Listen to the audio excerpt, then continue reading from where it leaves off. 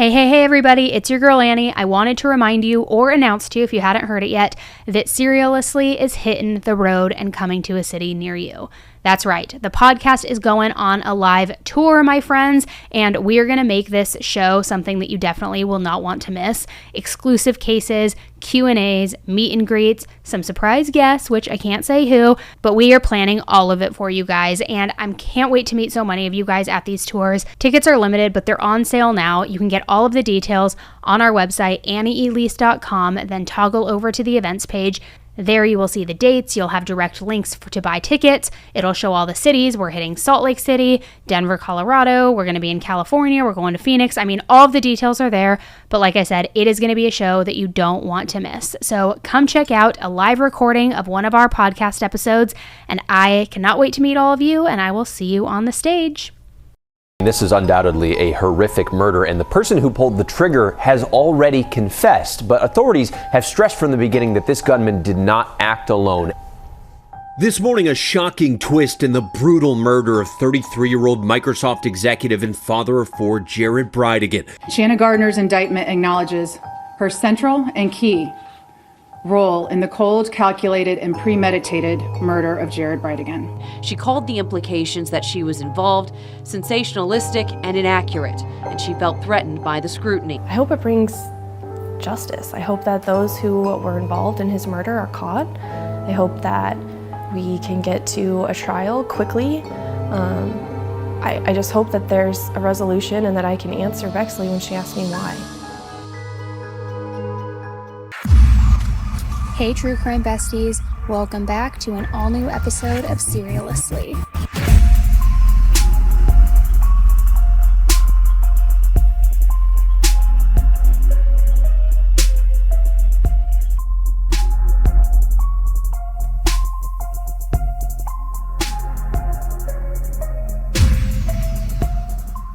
Hey everybody, welcome back to an all-new episode of Serialously with me, Annie Elise.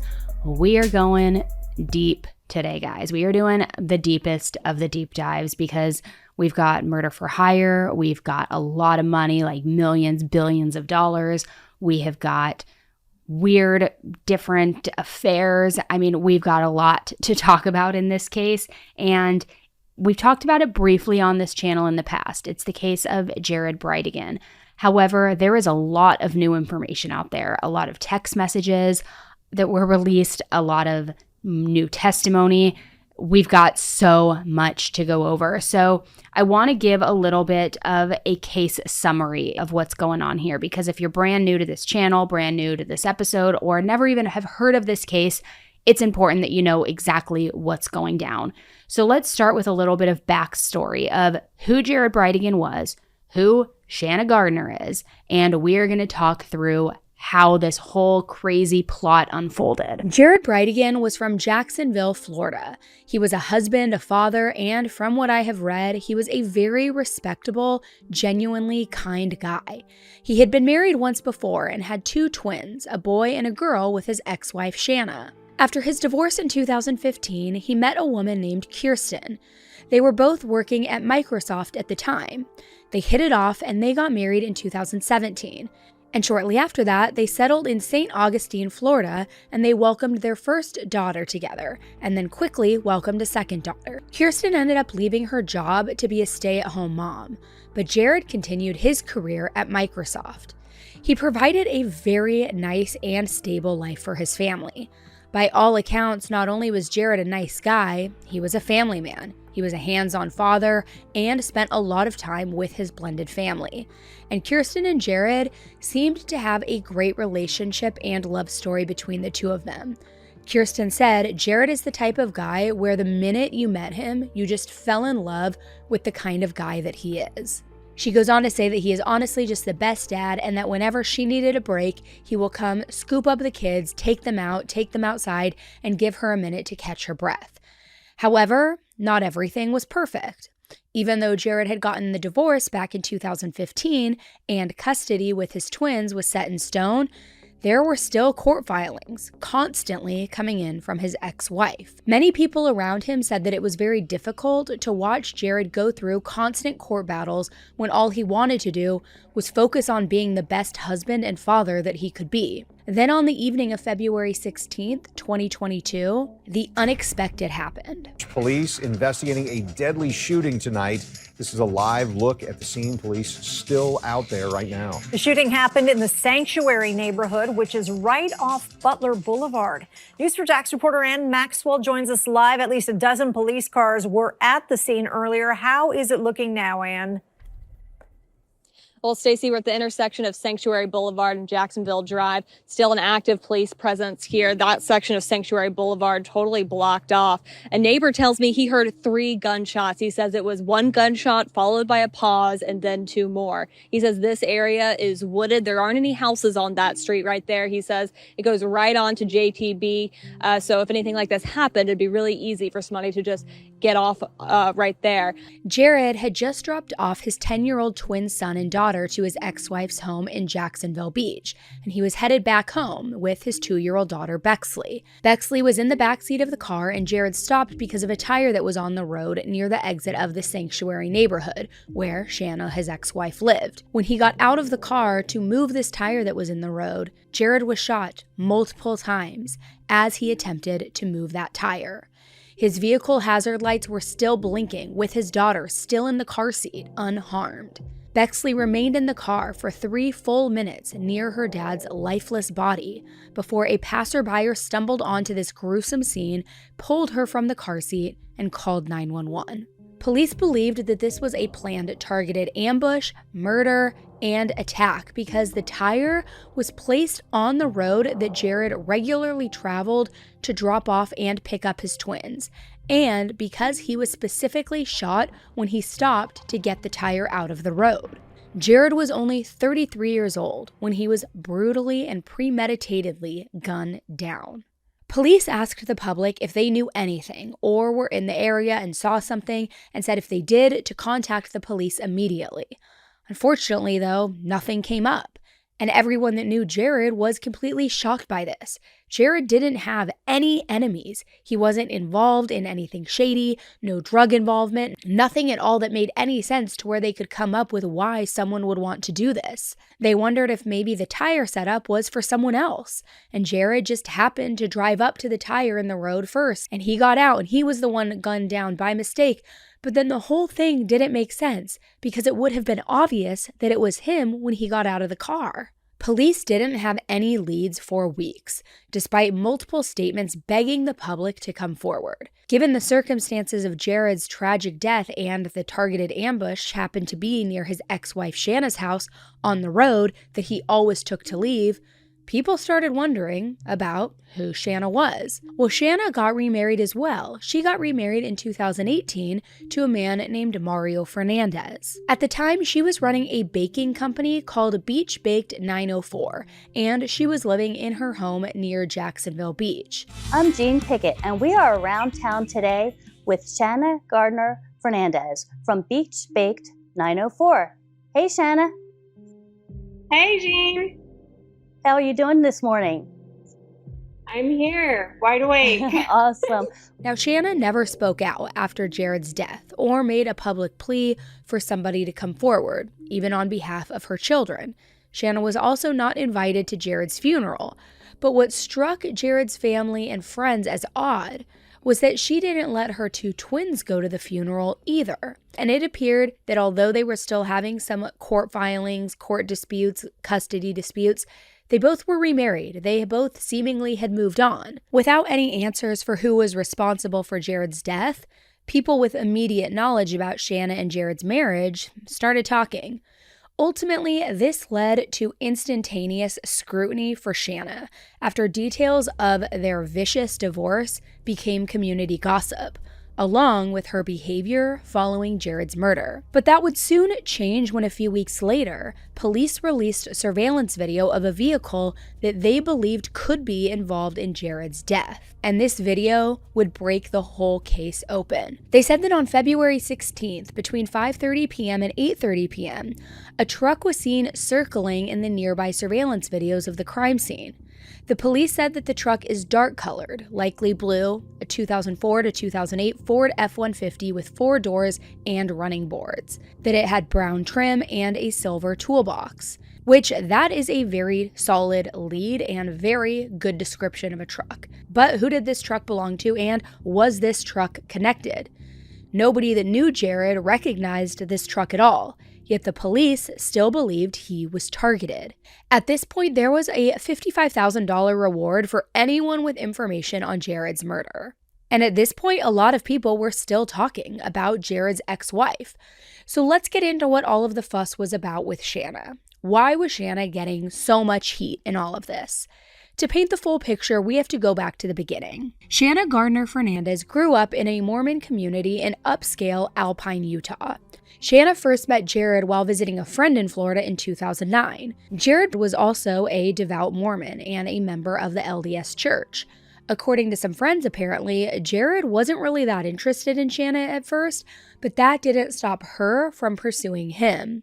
Instead, she wined and dined him in an attempt to flaunt her family's wealth, all in hopes that this would make him attracted to her. Specifically, this friend said to news outlets, and I quote, "It was like she was saying, 'Look what my lifestyle is like. I can fly you all over, and my parents can pay for everything.'" And apparently, it ended up working. Jared and Shanna fell in love, and they got married at a temple in Salt Lake City in 2010. Shanna's parents bought them a $800,000 house nearby, and allegedly, Shanna and Jared both drove a Mercedes, even though neither of them had a job.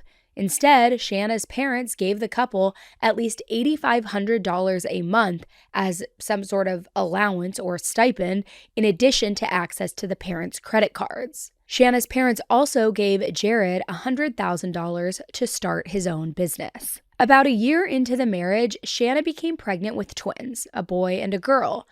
When the twins were born, their daughter was healthy, but their son was born with a serious congenital heart condition. Doctors told Jared and Shanna that their new baby boy needed to live at sea level for his heart to function properly. So they did what any parent would do, and they moved to Connecticut because it was close to Jared's brother and his wife, which was also close to their son's doctor in New York. Even though Shanna and Jared had only been married for around 2 years, after that move to Connecticut, their marriage took a major turn for the worst. Shanna stopped going to church and instead started a very intense workout schedule and routine. Shanna was also frustrated that Jared was gaining weight and was focused on trying to start a business. Jared could feel the frustration in their marriage creeping up more and more, so he convinced Shanna to move to Jacksonville, his hometown, where they could have a fresh start together.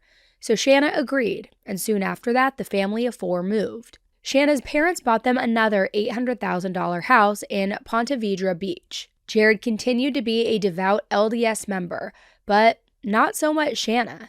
Despite growing up LDS, Shanna was kind of over it. But she still loved working out and her newfound love for fitness. So for Christmas in 2014, Jared bought Shanna a set of personal training sessions. Shanna started her personal training sessions soon after Christmas, and it wasn't long before Shanna started to have a relationship with her personal trainer, which isn't cliche at all. Soon after, Jared found some sexual emails between Shanna and the trainer, and he confronted her about it.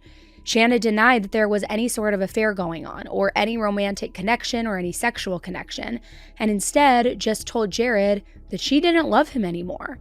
However, that didn't push Jared away. Since they had 2 young children together, Jared told Shanna that he wanted to still fight for their marriage, and he wanted to get back to a place of loving each other, at least for the kids' sake. But Shanna said no, and she filed for divorce on February 23rd, 2015. In the court filings, she said that their marriage was completely broken and that they didn't love each other anymore. After she filed for divorce, they were still living together at their house in Ponte Vedra and continued to do so for a while before Shanna demanded that she be granted the house, also primary custody of the kids, and then accused Jared of threatening to withdraw cash from the kids' trust funds. Jared said that wasn't true at all and actually countered that he wanted primary custody, that he wanted alimony, child support, the house, and said that Shanna had the resources to live somewhere else and he didn't. He also accused her, and I'm just putting a quote on this, spying on him by hiding baby monitors in the children's bedroom and attaching a tracking device to his car. And he told his lawyer, "I want the flipping gates of hell released on her for this." Despite all of this, Shanna wasn't giving up. So she took it upon herself to install a lock on the master bedroom so that Jared couldn't get in, and allegedly, she placed a voice-activated recorder in the house. On top of all of this, Jared told his lawyer that Shanna was lying about all of her finances when she claimed that she had no income, and that she actually earned thousands of dollars working under the table for her mom. Now, we have no idea what's true or not with any of this, but it is all in their court records. And everything about their divorce seemed really nasty, always escalating, and just kind of the divorce that you hear about in horror stories, like horror divorce stories, which kind of surprised me because Shanna was the one who wanted this divorce. She said she wasn't in love with Jared anymore, even though he wanted to fight for the marriage. So why was she so hell-bent on recording him, spying on him, and making this just so toxic between them? If she had the money, had the means, wasn't in love with him anymore, could just be out, what was all of the toxicity about? So in all of the horrible vitriol and mess, one thing they did come to an agreement on was custody, a shared parenting agreement of 50-50, and they came to that agreement in July of 2015. But that still never stopped the fighting. They continued to drag each other back into court for 6 years. As the years passed, Shanna's filings grew more hostile and her accusations even more extreme. In 2019, Shanna accused Jared of coaching and interrogating the minor children and recording their statements and threatening to use these coached recorded statements against their mother, her, calling this conduct abusive and outrageous and demanding a social investigation. In June of 2021, Shanna filed another motion for not letting her borrow a breathing machine for their son since that specific machine was better in high altitudes and she was going to visit her family in Utah. The court filing said the father apparently considers his vindictiveness towards the mother more important than protecting their son's health and life. Jared is more concerned with humiliating the mother than making sure his own child does not die. So now going back to the story. It was now June, almost 4 months after the murder. The police were at a complete standstill with no leads, and the accusations and scrutiny of Shanna's involvement were not going away. Not at all. So Shanna decided to hire a prominent criminal defense attorney in Jacksonville. His name is Hank Cox.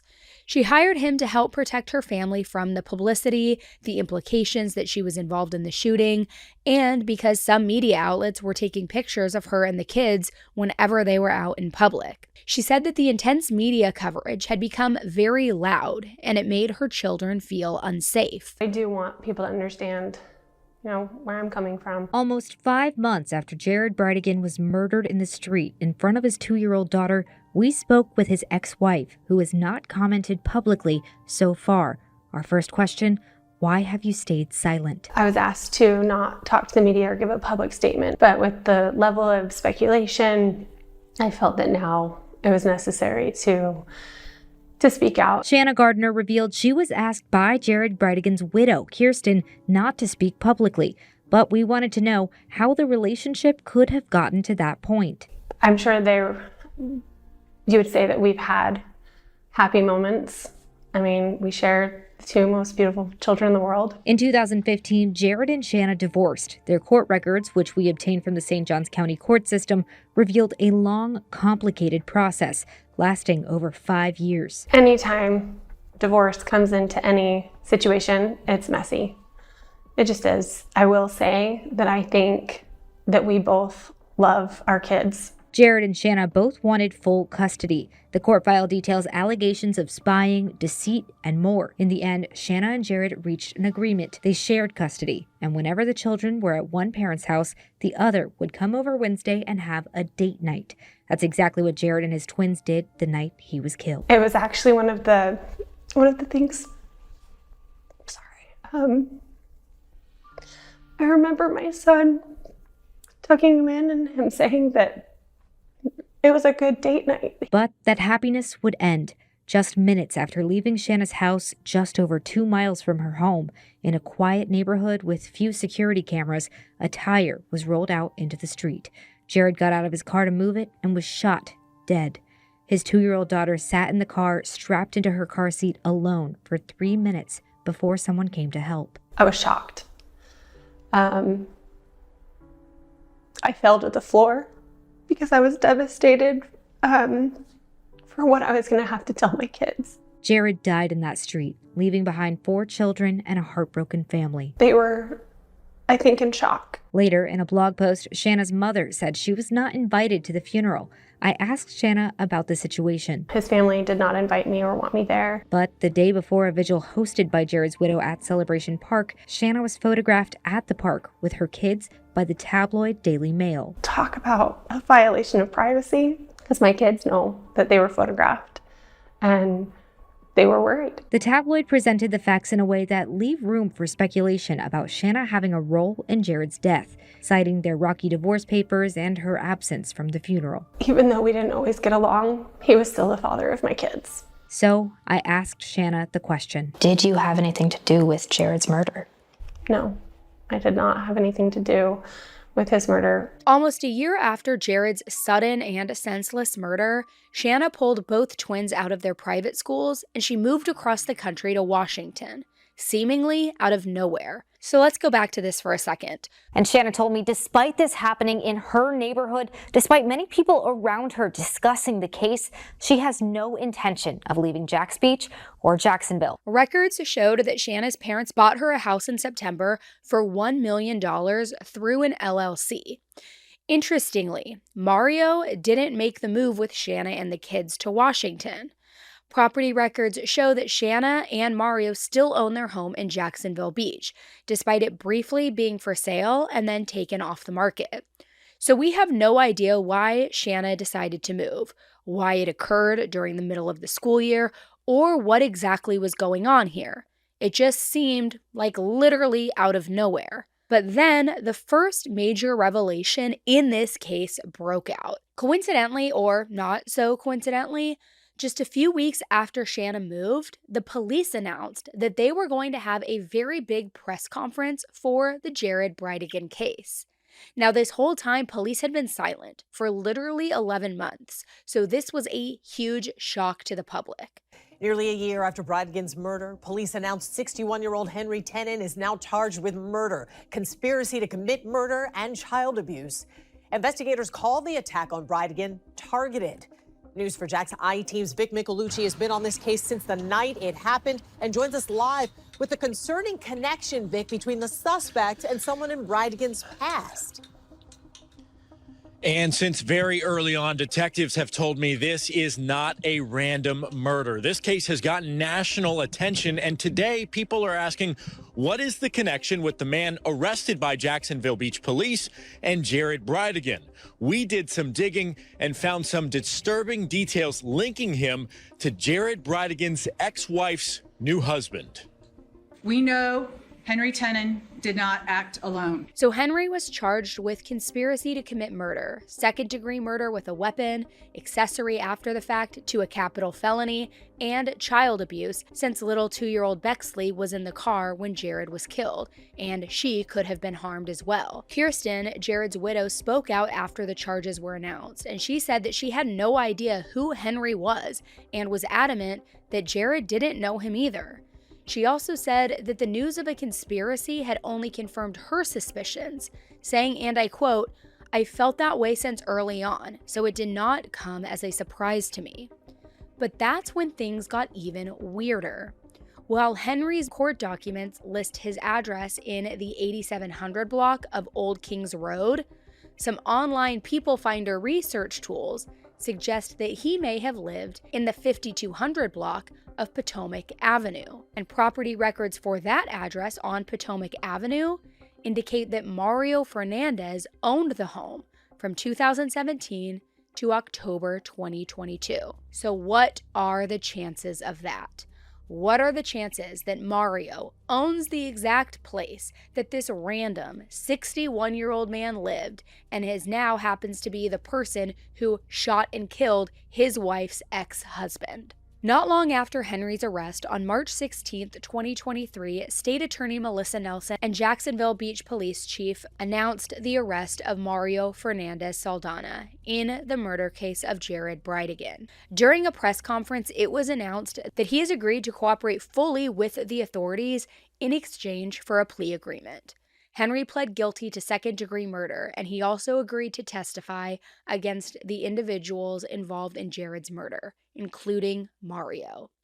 Investigators spoke to media outlets and said that Henry's cooperation provided corroborating evidence to what has already been collected during the investigation, as well as additional evidence against Mario for his role in planning and executing Jared's murder. Mario was charged with first-degree murder with a weapon, conspiracy to commit first-degree murder, solicitation to commit a capital felony, and harming a child because, again, of the child abuse with Bexley in the car. Much of his arrest warrant was heavily redacted because it was still an ongoing criminal investigation. However, it revealed some new information, like Shanna meeting Mario at CrossFit in 2018 when he was working there as a maintenance man, as well as some damning evidence and disturbing details. First of all, while 2-year-old Bexley was not physically harmed, there were bullets struck in the interior of the vehicle in close proximity to where the child was strapped into the car, an act that reasonably could have been expected to cause physical or mental injury to her. We already know that she was crying in the car when witnesses arrived, but this is just so enraging and just goes to show the level of scum these people are.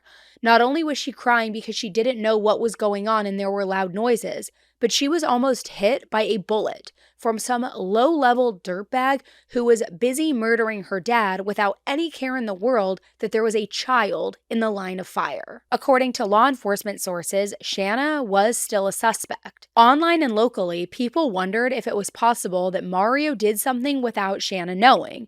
Did Mario take something she said off the cuff in a serious way and Mario acted on it? Or was she involved? There was always one thing that was missing. One thing until now. And that person was Shanna. I asked Shanna the question. Did you have anything to do with Jared's murder? No, I did not have anything to do with his murder. Thank you for joining us in what will be my last public update on the investigation of the murder of Jared Bridegan on February 16th of 2022 in Jacksonville Beach. This morning, a Fourth Circuit grand jury indicted Shanna Gardner for first-degree murder, conspiracy to commit first-degree murder, solicitation to commit first-degree murder, and child abuse, all related to the murder of Jared Bridegan, Shanna's ex-husband.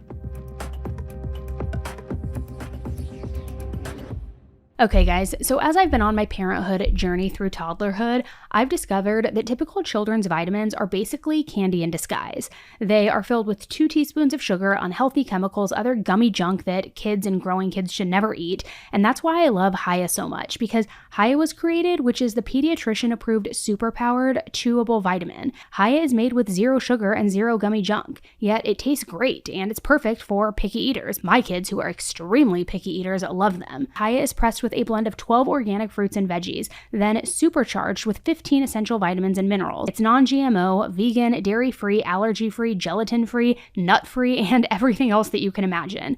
Now, it's designed for kids 2 and up, and here is the game changer for me and what I love so much. It is sent straight to your door. So parents have one less thing to worry about, and my kids love, love, love taking theirs. Not to mention, when they arrived, they were able to decorate the bottle with all of these cute stickers. They were able to have so much fun with it because you get this cool bottle with your first order. Then they send you the eco-friendly refills every month. I also recommend checking out their new kids probiotic and their nighttime essentials. And we've worked out a special deal with Hiya for their best-selling children's vitamin. Receive 50% off your first order. To claim this deal, you must go to hiyahealth.com/AE AE. This deal is not available on their regular website.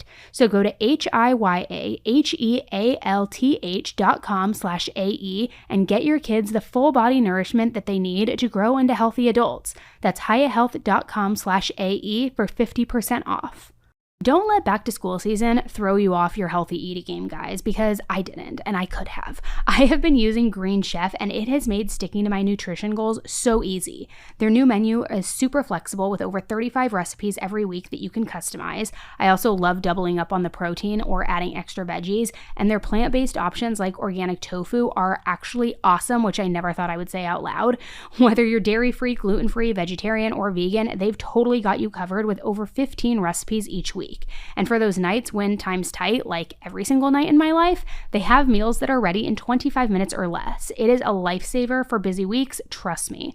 Plus, here's the kicker. When you sign up, you get 50 free ClassPass credits. That's like a month of access to top-rated gyms and fitness studios worldwide. Green Chef has really helped me stay on track, and the meals are so good, so I look forward to every bite. You will too. It's actually delish. My kids love it. My husbands love it. I feel almost like that Miss Doubtfire scene, where she's like prepping the meal. It looks super gourmet, but it was so easy. And it's really no wonder that it's the #1 meal kit for eating well, truly. So go to greenchef.com/AE class for 50% off your first box plus 50 free credits with ClassPass. That's code AE class at greenchef.com/AE class. You'll get 50% off your first box plus 50 free ClassPass credits. greenchef.com/AE class, code AE class for 50% off your first box plus 50 free ClassPass credits. If you're like me, you are constantly thinking about the safety of people and things that you value most. I remember one time I had somebody break into my house in the middle of the day. It was the scariest freaking experience that ever happened to me. I was like crouched in the corner, terrified. I thought I was going to die. And I knew that when I moved out of my roommate's house and got my own place that I would need to secure my home with the best. So my research led me to Simpli Safe. I've trusted Simpli Safe to protect my home for over 2 years now, and the level of security and customer care has been incredible. I sleep better every single night knowing that Simpli Safe's 24/7 monitoring agents are standing by to protect me. If somebody tries to break in, they will send emergency help when I need it most. And I want you guys to have that same peace of mind that I have and that so many listeners experience every day, which is why I've partnered with Simpli Safe to offer listeners 20% off a system. All you have to do is visit simplisafe.com/serialously. And what I love most is that Simpli Safe just keeps getting better and better. With exclusive live guard protection, Simpli Safe agents can act within 5 seconds of receiving your alarm. And they can even see and speak to intruders who are inside your home, warning them that the police are on their way. So as a Simpli Safe user, it is no surprise that Simpli Safe has been named Best Home Security Systems by US News and World Report for 5 years running, and the Best Customer Service in Home Security by Newsweek. So protect your home this summer with 20% off any new Simpli Safe system when you sign up for Fast Protect monitoring. Just visit simplisafe.com/serialously. That's simplisafe.com/serialously, and there's no safe like Simpli Safe. That's simplisafe.com/serialously.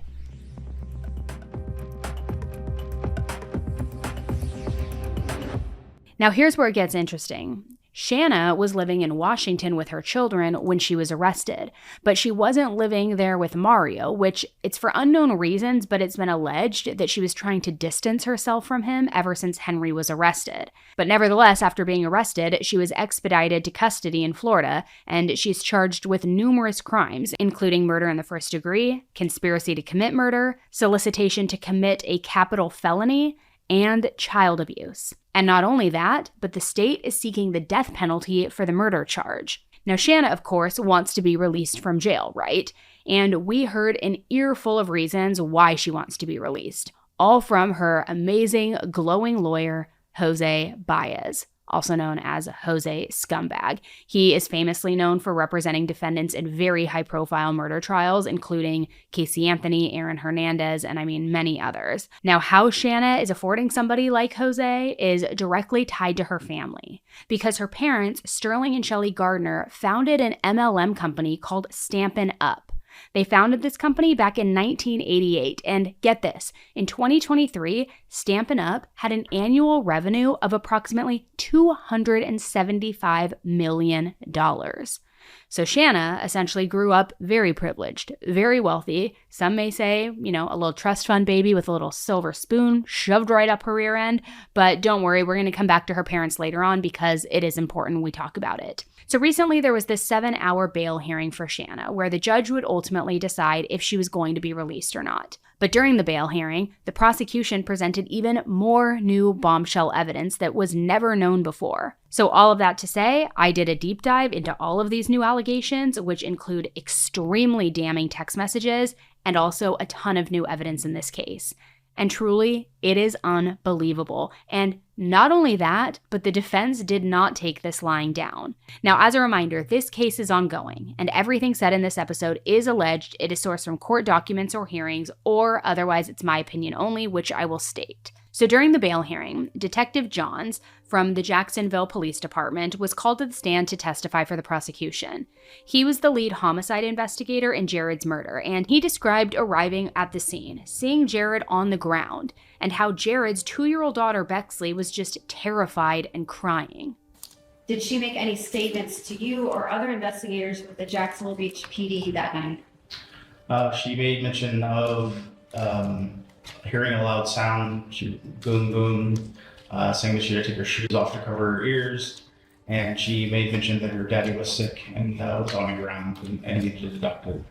Like I mentioned earlier, 3 people had been arrested for Jared's murder. This includes Henry Tenon, Mario Fernandez, Shanna's estranged husband, and Shanna.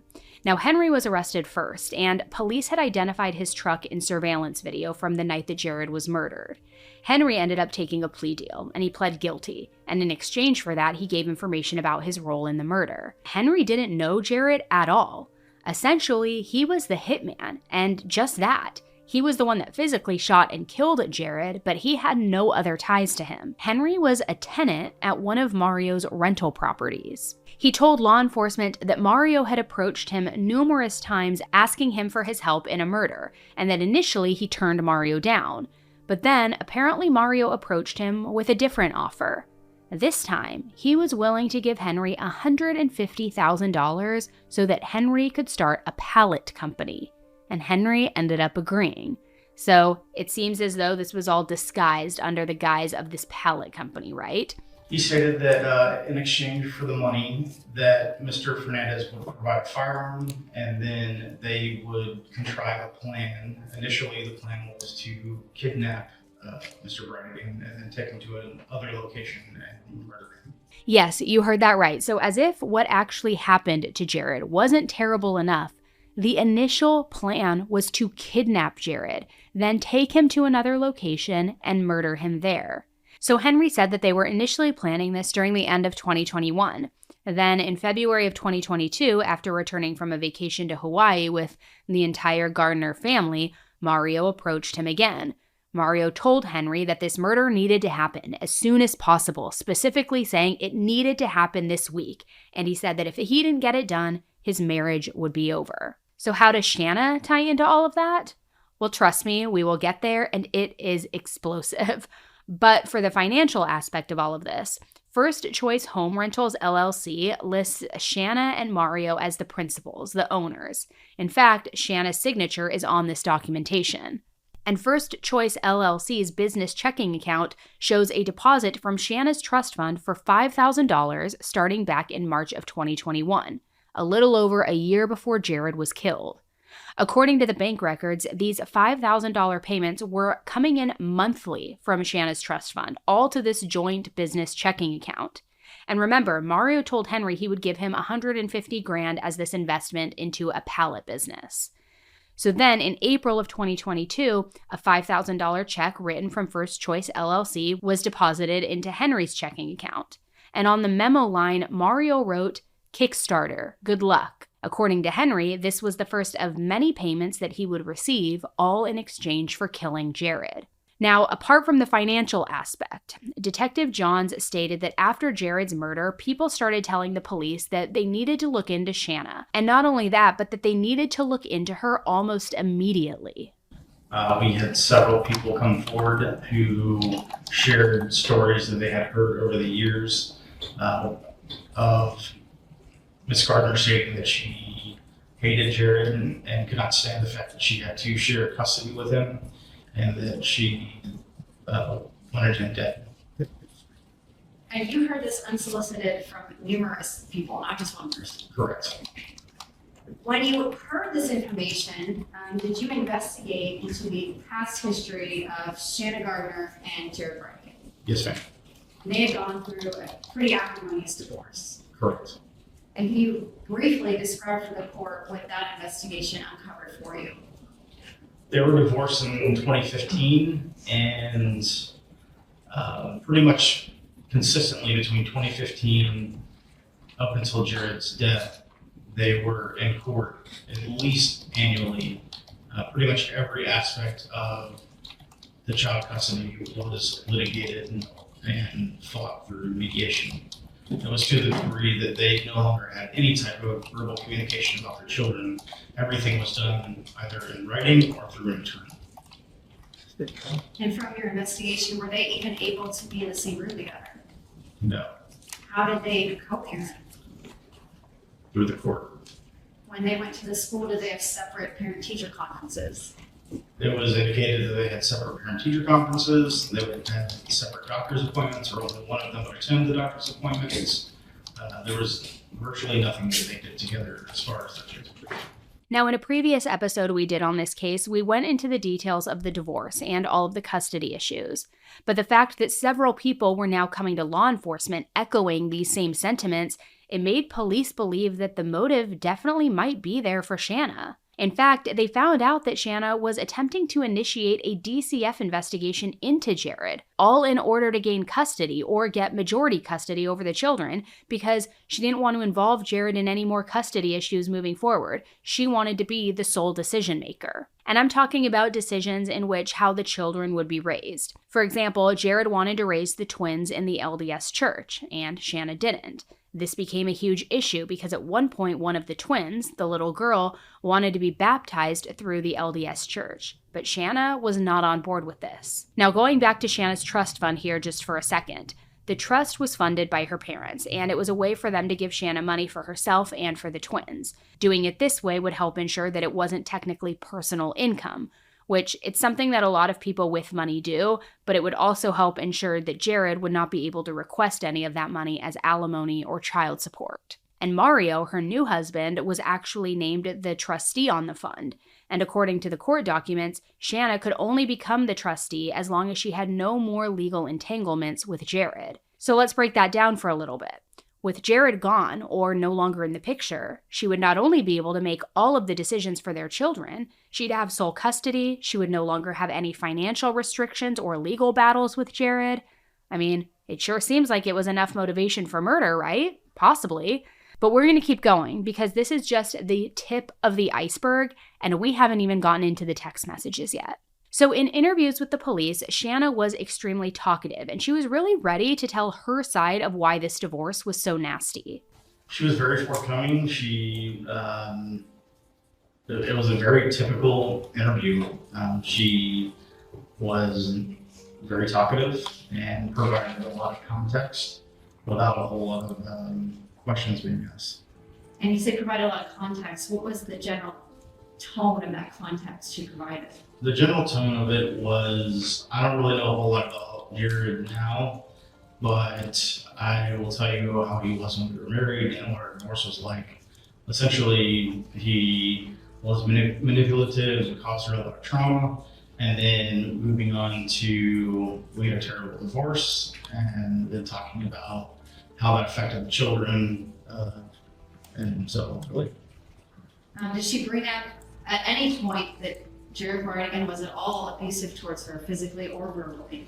She stated that he was in fact not physically or verbally abusive. And during this conversation, part of the reason we spoke to her is that she and her husband, Mario Fernandez, and her children, Amy and Elby, were the last people to see Jared Bridegan alive. That's correct.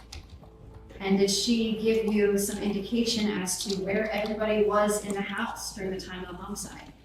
She said that when the kids were dropped off by Mr. Bridegan, Mario was asleep and she was cooking your friends in the kitchen. Did she say where he was sleeping? I don't know that she stated that where he was sleeping during her interview, but he indicated that he was on the couch. About a month after this interview, Mario came back to the police on his own. He told the detectives about all of the media scrutiny that they were facing, as well as people in their neighborhood basically accusing them of being involved in Jared's murder. And he asked the detectives if this was something that not only did they know about, but was it something that the detectives were encouraging, or were they the ones behind it? Which obviously the detectives told him, like, no, we had absolutely nothing to do with that. What are you even talking about? But Mario was kind of blaming them, saying, are you responsible for all of this? Are you the ones behind it? And he responded ultimately saying that he was just venting, but the police took this as an opportunity to then ask if Shanna wanted to come in and if she wanted to also talk more. Now, this interview went a little bit more differently than the first. She wasn't as even-mannered and she wasn't as talkative as before because this time she was visibly upset. She said that she felt like she was being attacked in the media and even on social media. She said that she didn't feel safe leaving her home, that she was the one being blamed for Jared's murder, that she was a victim in all of this. So the detectives asked her if she had any theories on what could have happened to Jared, who was responsible, who was behind this. Now, we of course now know that Shanna has been arrested and charged, but we love when a detective asks questions like this because more often than not, the people who are actually involved always end up sticking their foot in their mouth one way or another, just like Shanna did here. She said that her belief was that it could have been a drug deal gone wrong, maybe even a gang initiation, or that Kirsten, Jared's wife, could have possibly had something to do with it. She said that she had heard from friends that Sanctuary Boulevard, the street that Jared was killed on, was where people would go to buy drugs. So first of all, Detective Johns said that in all of his experience at Jacksonville Beach Police Department, he has never heard of anybody selling or buying drugs on Sanctuary Boulevard. He said that he also has never heard of any sort of gang initiations or shootings of a father with a child in the car at 7:50 p.m. and, at dusk on this boulevard. Now, as far as Kirsten being involved, the detectives also didn't believe that for a single second. It seemed as though Shanna was just trying to throw anything to the wall and hope that one of these wild theories would somehow stick. But of course, as she's, being selfless and serving up all of this information, all of these theories trying to help, she never once mentioned that they should be looking into herself, Mario, Henry, none of that.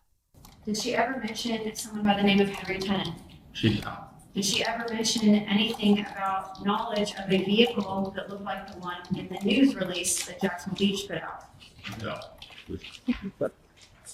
Did she ever mention to you that people might come forward saying that she had said she wanted Jared Bridegan dead? No.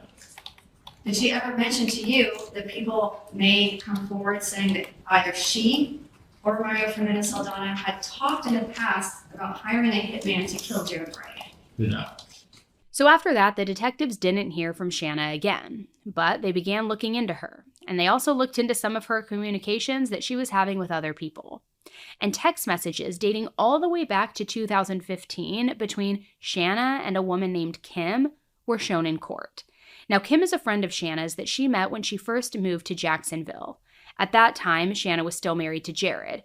Kim was a member of the same ward as Jared and Shanna, which is kind of like something within their church. They all went to church together, and we're not 100% sure who Matt is, who's referred to in these text messages, but these text messages are talking about Jared.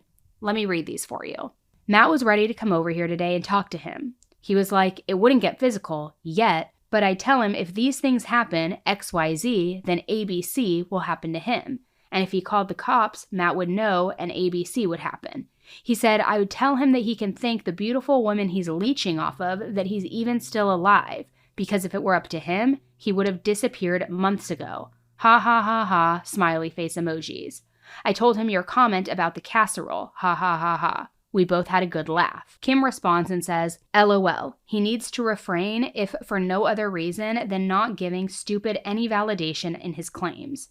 However, I do make a mean casserole if he ever gets bored one day. My funeral potatoes kick ass. Do you have that recipe?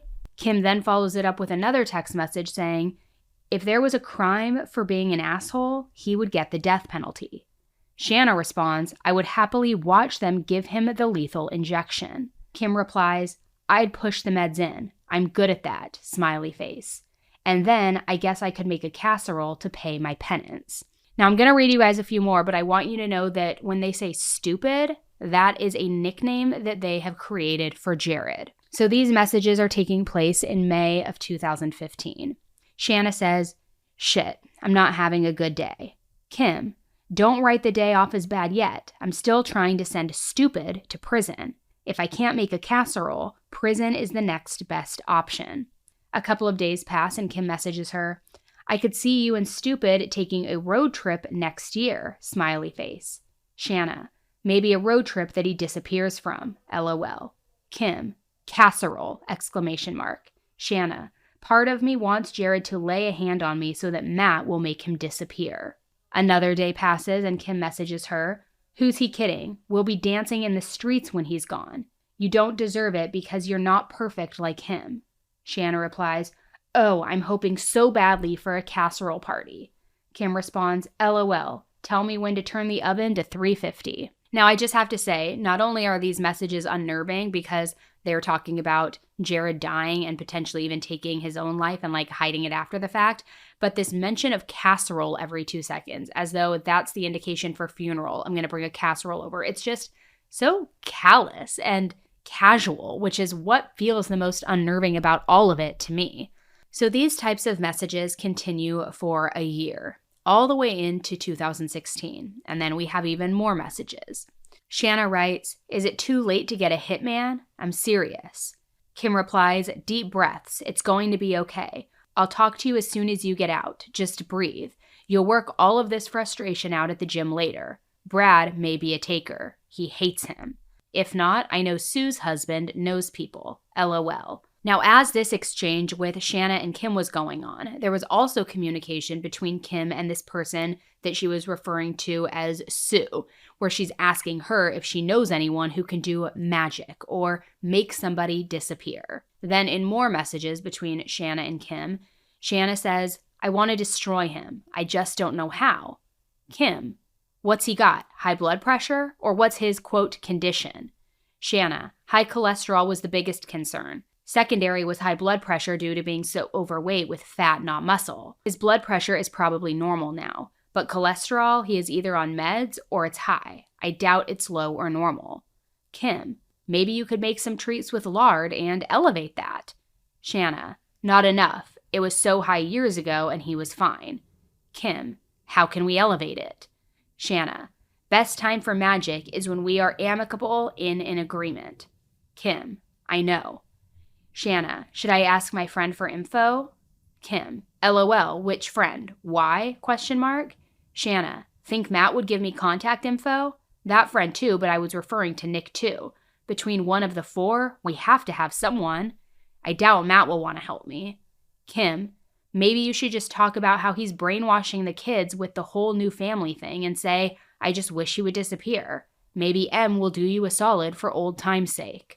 So now not only are they talking about Jared's death and wanting him to die, but they're actually starting to try to enlist different hitmen as potential options for this murder plot that they're scheming up, that they're cooking up. Now, one of Jared's brothers, Justin, who also left the LDS church around the same time that Shanna did, he comes into play with all of this because on one occasion they got all of the children, the younger cousins, together so that they could play. And Justin ended up going to the police because he remembered that during that get together, Shanna said something like, "At times I'm so angry with Jared that I want to take a hitman out on him."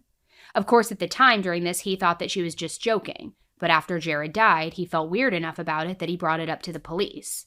Also, the owner of a tattoo shop, a man named Brad, came forward as well to talk about what Shanna had said when they were friends. He said that he spent a lot of time with Shanna and that one night they went out for drinks and afterwards she said that she needed somebody to shut Jared up. And she asked if he knew people who shut people up. Brad said that he took this to mean that she was looking for somebody to murder Jared. Another friend then came to the police station and gave a sworn statement about something that Shanna had said to them. This was from 2017. In the sworn statement, she says that Shanna told her that Mario had some military background and that he could take some guys, break into Jared's house, and take care of him, and that nobody would ever know what happened. So what's weird to me, not weird, I should say, but unsettling is you're seeing this constant escalation over the course of years, starting with text messages venting how unhappy you are, moving to text messages where you're joking about somebody dying, escalating to where you're talking about how lethal injection would be nice, or if he disappeared on a road trip, it would be nice. Then going into actual further escalation where you're trying to consider who would be good to execute this crime. Who could you hire and enlist to murder your husband, your estranged husband, things like that. It's just clearly it's escalating and getting more serious over time. And then even more text messages between Kim and Shanna were shown to the court.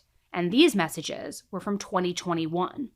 Yes, there are lots of examples, both verbally and written, where she is very unhappy sharing the kids with Mr. Bridegan.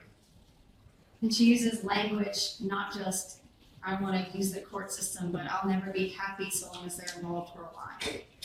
Correct. And then again, this is a pretty lengthy message to Miss Jensen from Miss Gardner.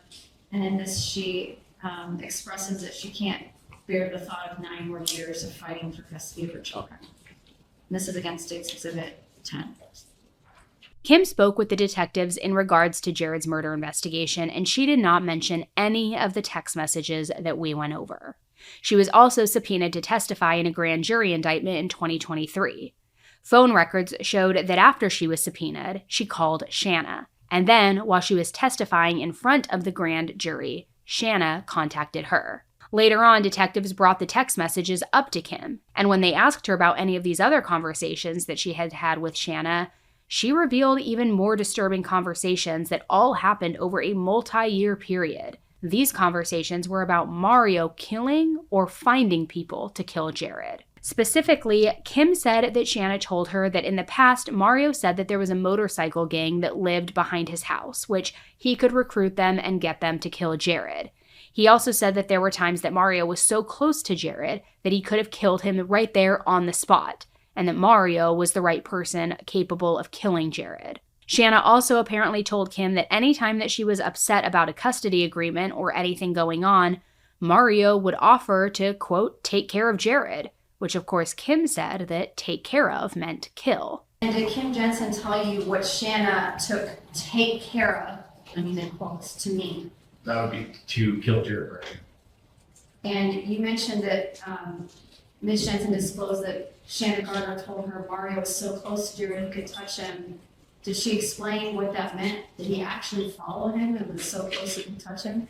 Yes, there were times where he would watch his movements or, like I said, follow him and try to, develop patterns of what he did and where he went and what would be the best way to carry out some type of plan. Did he call these, did he use any phrasing to describe these moments where he could have done something to Jared Bridegan? Missed opportunities. Which, yeah, listen to that. Missed opportunities? How sickening is that? But as if this wasn't bad enough already, everybody, I think this one really takes the cake. Kim said that according to Shanna, there was a delay in killing Jared and that Mario's excuse for that was because it's COVID and nobody leaves their house during COVID. It is so crazy to me that these people all somehow found each other. It always blows my mind when people find each other who are of the same ilk, like-minded, especially in like a sinister way. And the way that they're just having so many of these conversations so casually, not realizing they're talking about taking somebody's life, it blows my mind. Now, Shanna also very much knew the truth about Henry Tenen. According to Kim, Shanna met him before, and she knew that that truck that was released to the media as possibly being involved in Jared's murder belonged to Henry. Now, in the beginning of this episode, I mentioned that Henry told law enforcement that Mario came to him after that trip to Hawaii, saying, the murder needs to happen right now, it needs to happen this week, or my marriage is over. Well, Kim She knew about this Hawaii trip. She told the investigators that the Gardners had an annual family trip where it was supposed to be everybody. Shanna's parents, her siblings, their spouses, the grandkids, I mean everybody. And during this trip, Shanna and Kim had text message conversations where Shanna said that she was frustrated with Mario. She was thinking about ending their marriage. She even talked about plans for a divorce with Mario. However, apparently during that time frame, Mario told Shanna that he would kill Jared, and that if she didn't want this to happen, she needed to speak up and say it now. Which, we know that's not the case, and we know how that ended. Being an adult has its high points, right? You can eat ice cream for dinner, you can watch as much TV as you want, all of the things. But we also know that there is responsibility, so it's not all fun and games. You also have to do your taxes, you have to figure out what's for dinner every freaking night of the week. You also have to make doctor's appointments, which I loathe. And for that one, there is Zoc Doc, which I actually love and is a game changer for me. It's the healthcare app that makes adulting that much easier. Zoc Doc is a free app and website where you can search and compare high-quality in-network doctors, choose the right one for your needs, and click to instantly book an appointment. We're talking about in-network appointments with more than 100,000 healthcare providers across every single specialty, mental health to dental health, eye care, skin care, so much more. Plus, Zoc Doc appointments happen fast, typically within just 24 to 72 hours of booking, but you can even score same-day appointments. So I use this, and you should too. Stop putting off those doctor's appointments and go to ZocDoc.com/AnnieElise to find and instantly book a top-rated doctor today. That's ZocDoc.com/AnnieElise. ZocDoc.com/AnnieElise. Losing weight can be tough and really annoying. I've been there. I'm still there. I always go back and forth. It's hard to know where to start when you're trying to prioritize your health and still feel strong and confident. That's why I'm really excited to share Hers with you. Hers makes weight loss realistic, not restrictive. They have solutions that are tailored just for you. Now, what really sets Hers apart is the personalized approach. They don't just offer a one-size-fits-all plan. Instead, they work with you to find what works best for your body and for your lifestyle. From personalized treatment plans to specific guidance on diet and exercise, they make sure that you're set up for success. And the best part? Everything is delivered straight to your door for free, so it is super convenient.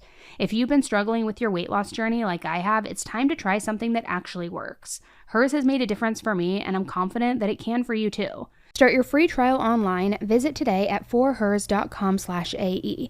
That's FORHERS.com/AE for your personalized weight loss treatment options. forhers.com/AE. Hers weight loss is not available everywhere. Compounded products are not FDA approved or verified for safety, effectiveness, or quality. Prescription required. Restrictions apply.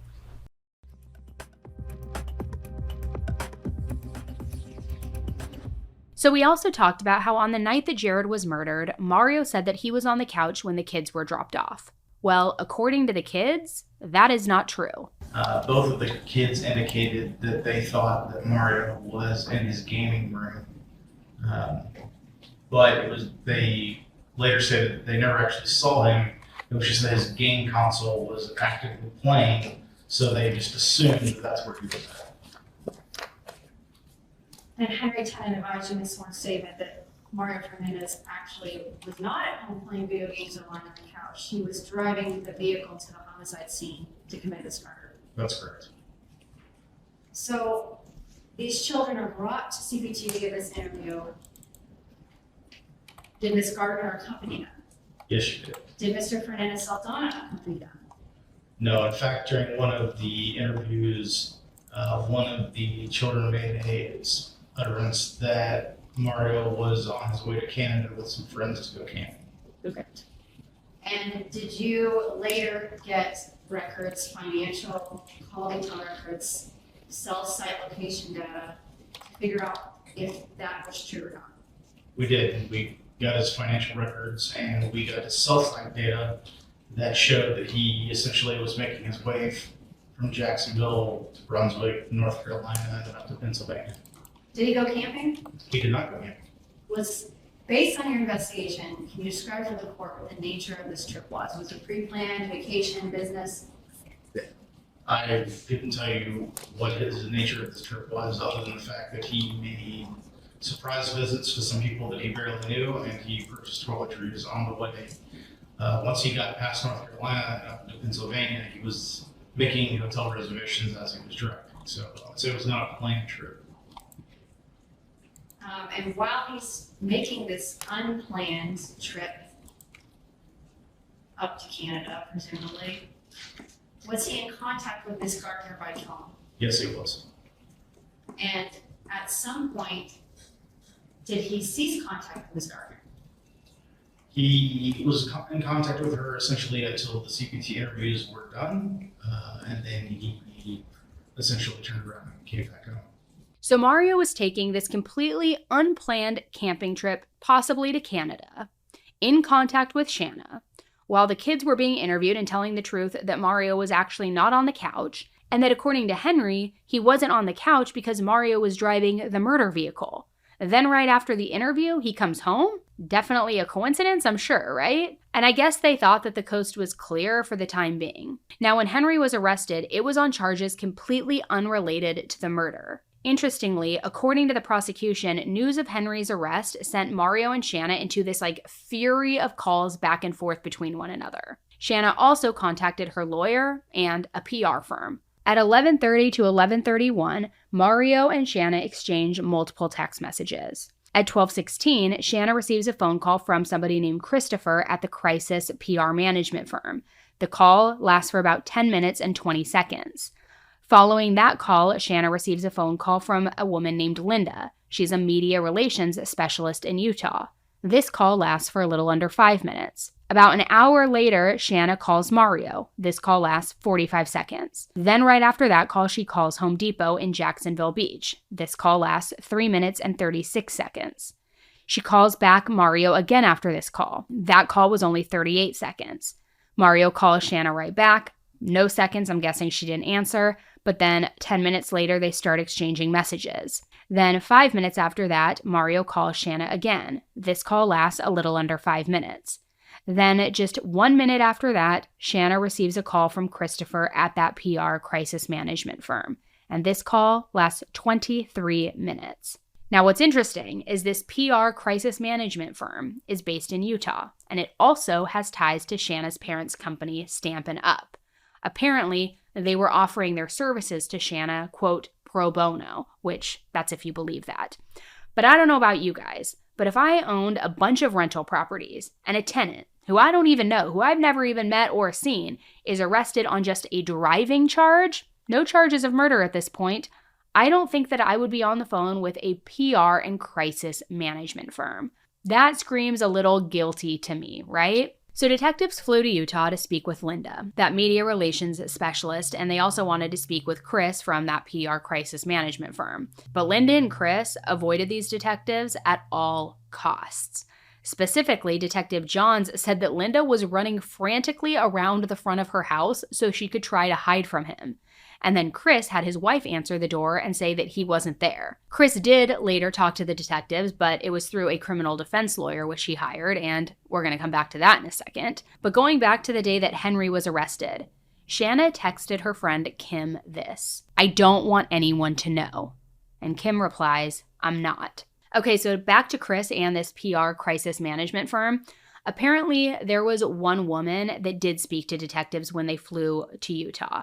We don't know this woman's name, but she was a junior level social media manager at the PR firm, and she no longer works there. She said that as soon as Shanna found out that Henry was arrested, she, quote, frantically trying to reach someone and couldn't get a hold of anyone because of the time difference, and it was very early in the morning in Utah. Well, this social media manager answered the phone when Shanna called, and she started taking notes. And according to her, Shanna said that their tenant had been arrested and that his truck was involved in Jared's murder. But again, at this point, Henry was arrested for driving with a suspended license, not murder. So through the lawyers that guy Chris from the PR firm had hired, detectives were turned over personal text messages from August 18th. In these, Chris says, "Just spoke with Shanna. There are some interesting developments with her case. Nothing breaking, but want to bring you up to speed when you have a minute." Somebody named Jenny responds, "I have meetings going on from 10:30 to 12:30, then another one at 1 o'clock. The 1 o'clock could go on 3 hours. If you could meet at 12:30, that would be great. If not, Linda can fill me in later." Linda replies, because it's a group chat, saying, "I'm available anytime today." Then other text messages that were turned over were from August 24th, 6 days later. In this, Chris says, I forgot to tell you that I spoke with Shanna yesterday and she doesn't know what the charges are, but was told that they were unrelated to the truck or any of the issues surrounding Jared. At the same time, we know that generally the charges are unrelated initially, so we'll have to wait and see. Which it's so interesting to me that they're all colluding. They all seem to know all of the connections and what's going on, even though nothing has been made public, which, of course, you know the connections if you're involved in this, right? So obviously this was not great for Shanna at all, and ultimately the judge denied her request for bond. But that's really the last that we've heard since then, because now Shanna's fancy lawyer, Jose Baez, is accusing the prosecution of, quote, outright foul play, saying the detective lied on the stand regarding what witnesses told him about Shanna, and that none of the meetings were recorded, nor were police reports about the meetings taking place ever written. He says he's filed a motion to advise the court of, quote, critical evidence not being turned over to the defense before this bond hearing. Baez says there were conversations with witnesses important to the investigation that were not recorded and information not disclosed as required. Baez says that there are questions that need to be asked. Take a listen. Why are you putting on a police officer who's lying on the stand? Why are you allowing that to happen? Why aren't you recording meetings with very important critical witnesses? Why are you not getting these statements completely locked down? And ladies and gentlemen, I will tell you there's a very good reason, and the reason is an obvious one. And in addition, he also said out here in front of the court steps of the Duval County Courthouse that he's trying to save his client's life. He said because someone, in his words, is not telling the truth.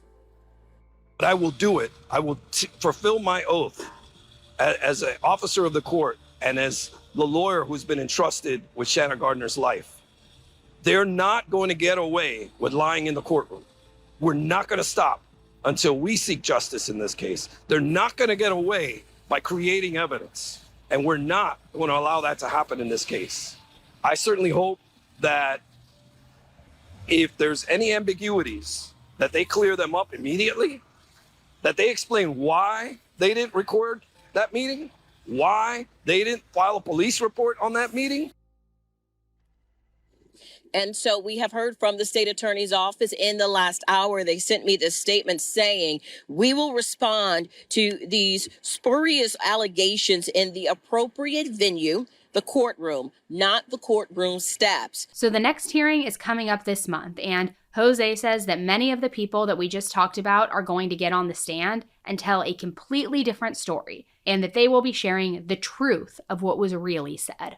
So I guess we're just going to have to wait and see what happens not only in these hearings, but if and when this goes to trial.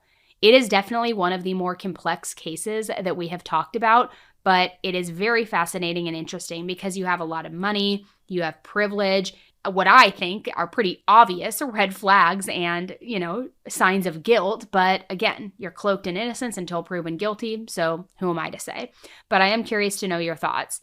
In any event, I am going to be following this case very, very closely. I don't know if any of the breaking updates will warrant a full deep dive episode again, but I will definitely be covering the updates in the headline highlights segment that we put out every Thursday. So make sure you check that out if you haven't before. I advise just whatever podcast app you're listening on right now, go to the top right corner and just make sure you press the follow button. It's free, but that way you won't miss any of these updates. But other than that, what do you guys think about this case and what do you think about Shanna? I'll be back on the mic with you Thursday for this week's headline highlights, and then of course next Monday with an all new episode, a deep dive into a case. Guys, I don't know. We have just got so much to talk about this week, so I will be back with you very soon, but I want to know what you think about this case. All right, guys, thanks again, and until the next one, please stay safe. Bye.